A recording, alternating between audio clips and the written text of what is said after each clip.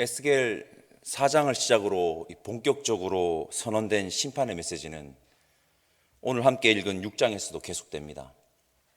우리가 앞으로 살펴볼 에스겔 7장과 8장에서도 심판의 선언은 계속될 것이며, 심판은 이스라엘의 백성들의 죄악에 비례하여 절정을 향해 달려갈 것입니다.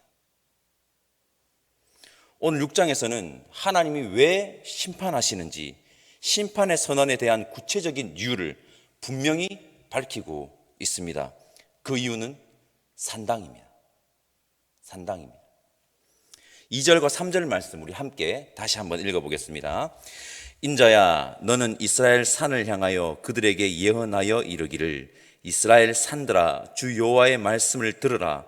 주 여호와께서 산과 언덕과 시내와 골짜기를 향하여 이같이 말씀하시기를, 나 곧 내가 칼이 너희에게 임하게 하여 너희 산당을 멸하리니. 하나님은 에스겔에게 산들아, 여호와의 말씀을 들으라 라고 선언하라고 하십니다. 에스겔에게 맡겨진 예언은 산당을 멸하겠다는 것입니다. 산들아 들으라. 이 선언은 이스라엘이 얼마나 심각한 상태에 있는지 보여주는 것입니다. 이 선언인 즉슨 산마다 산당이 있었다는 것이며, 우상 숭배가 온 이스라엘에 만연했다는 것입니다. 이스라엘의 상태는 심각했습니다. 그렇다면 산당은 무엇일까요? 하나님은 산당을 금하십니다. 하나님께서 산당을 금하심은 열왕기와 역대기를 보면 알 수가 있습니다. 그리고 우리가 잊지 말아야 하는 것이 있습니다. 산당에 나아갔던 그들은 여호와를 섬긴다고 하던 자들이었다는 것입니다. 하나님을 알지 못하는 이방 족속이 아닌 하나님의 제사장의 나라로 선택받은 이스라엘 민족이었다는 것입니다. 산당을 하나님께서 왜 그토록 경계하셨느냐? 한마디로 말해서 산당은 우상 숭배로 이어지기가 불보듯 뻔하기 때문입니다. 산당은 쉽게 말해서 여러분 종교 혼합입니다. 여호와를 섬기는 야훼 신앙과 당시 가나안에 있었던 우상들의 혼합이 일어났던 곳입니다. 여러분, 제가 우상에 대해서 여러 차례 말씀드렸습니다. 우상은 무엇입니까? 오늘 본문 6절에도 이것을 증명하고 있습니다. 너희가 만든 것이 폐하여지며,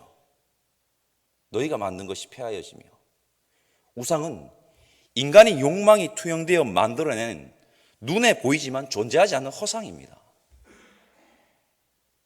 저는 우상을 이렇게 정의합니다. 산당에서의 종교 혼합의 본질은 바로 인간의 욕망이 여호와를 섬기는 야훼 신앙과 혼합된 것입니다. 당시 산당은 하나님이 세운 곳이 아닙니다. 하나님이 세운 곳이 아닌 인간의 필요에 의해서 세워진 곳입니다. 더 적나라하게 말해보겠습니다. 인간의 편의와 필요에 의해 세워진 곳입니다. 편의와 필요.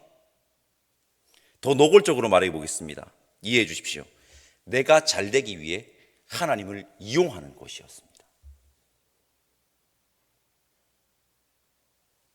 우리는 종교 혼합을 말할 때 기독교와 다른 특정 종교의 혼합만으로 이해를 하는데, 그건 역시 엄청난 죄악이고 반드시 경계해야 하는 죄악이지만, 우리가 더욱더 경계해야 하는 것은 자신의 욕망을 하나님에게 투영하는 종교 혼합임을 기억해야 할 것입니다. 예수님께서도 분명히 말씀하셨습니다. 마태복음 6장 24절과 누가복음 16장 13절에서 분명히 말씀하셨습니다. 마태복음 6장 24절을 제가 읽어보겠습니다.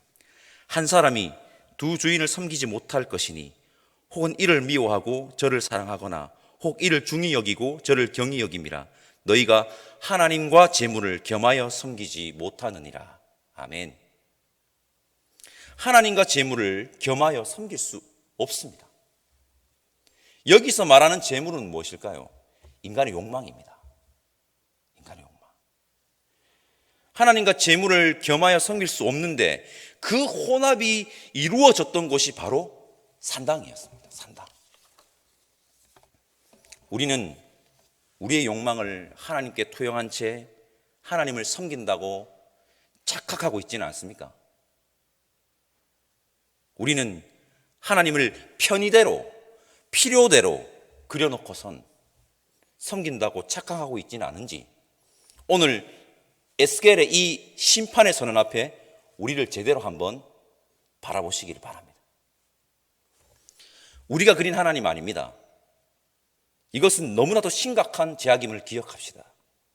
우리는 우리에게 말씀으로 스스로 계시하신 하나님, 창조주 하나님, 역사의 주관자 하나님, 온 땅의 통치자 하나님을 믿어야 합니다. 섬겨야 합니다. 9절과 10절 말씀 우리 함께 읽어보겠습니다. 9절과 10절입니다. 너희 중에서 살아남은 자가 사로잡혀 이방인들 중에 있어서 나를 기억하되 그들이 음란한 마음으로 나를 떠나고 음란한 눈으로 우상을 섬겨 나를 근심하게 한 것을 기억하고 스스로 한탄하리니 이는 그 모든 가증한 일로 악을 행하였습니다. 그때야 그들이 나를 여호와인 줄 알리라.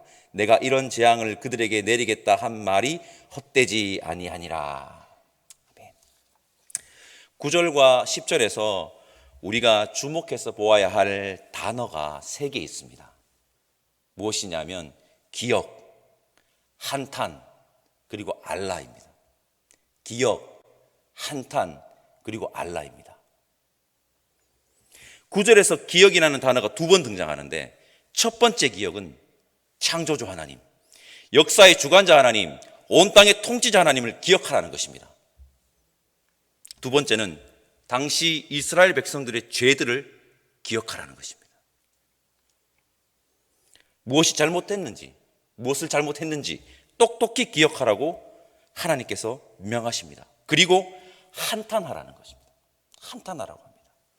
그리고 중요합니다. 내가 누구인지 알라라는 것입니다. 정말 중요한 부분, 하나님이 누구신지 무엇을 잘못했는지에 대한 기억을 외면하면 한탄은 없을 수 있습니다. 그러나 여호와를 아는 것은 불가합니다. 기억과 한탄, 알라, 정말 중요합니다. 성도 여러분, 이스라엘 백성들은 기억해야 했습니다. 우리도 기억해야 합니다. 무엇을 기억해야 합니까? 첫째는 어떤 상황에서도 하나님을 기억해야 합니다.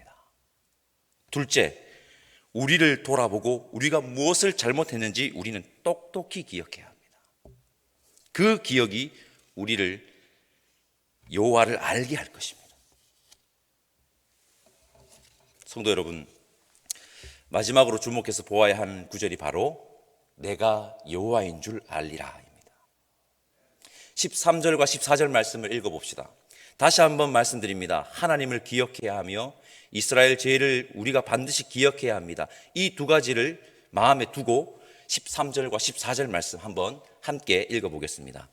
그 중임당한 시체들이 그 우상들 사이에 제단 사방에 각 높은 고개 위에 모든 산꼭대기에 모든 푸른 나무 아래에 무성한 상수리 나무 아래 곧 그 우상에게 분향하던 곳에 있으리니 내가 여호와인 줄을 너희가 알리라. 내가 내 손을 그들 위에 펴서 그가 사는 온 땅 곧 광야에서부터 디볼라까지 황량하고 황폐하게 하리니 내가 여호와인 줄을 그들이 알리라. 아멘. 성도 여러분, 에스겔서에서 내가 여호와인 줄 알리라 이 표현이 많이 나옵니다. 다 세어보지는 못했지만 구약학자들의 연구에 따르면 60회 이상 나온다고 합니다. 60회 이상. 이 표현, 내가 여호와인 줄 알리라는 이 표현이 6장에서부터 본격적으로 나옵니다. 내가 여호와인 줄 알리라, 이 표현에 담긴 의미가 무엇일까요? 그 의미의 첫 번째는 이스라엘 백성들이 여호와를 아는 것처럼 목에 힘은 주었지만 그들은 여호와를 몰라도 너무나도 몰랐다는 것입니다. 여호와를 몰라도 너무나도 몰랐다는 것입니다. 둘째는 하나님의 본심, 본래의 마음이 이 표현에 담겨 있는데, 여호와를 제대로 안다는 것이 무엇입니까? 생명이 있다는 것입니다. 여호와를 제대로 알면 생명이 살아난다는 것입니다. 에스겔 30장 더 뒤로 가면 그 얘기가 나옵니다. 이 표현, 에스겔서의 곳곳에 선언되는 이 표현, 심판의 선언 가운데서도 선언되어지는 이 표현, 내가 여호와인 줄 알리라는 심판이 하나님의 본심이 아님을 내비치고 있는 것입니다. 하나님의 본심은 무엇입니까? 나를 알면 네가 살아. 나를 알면 네가 산다고. 너희들이 나를 알기를 나는 지금도 원하고 있어. 이것이 하나님의 본심입니다. 우리 여호와를 압시다. 성도 여러분, 하나님은 산당을 싫어하십니다.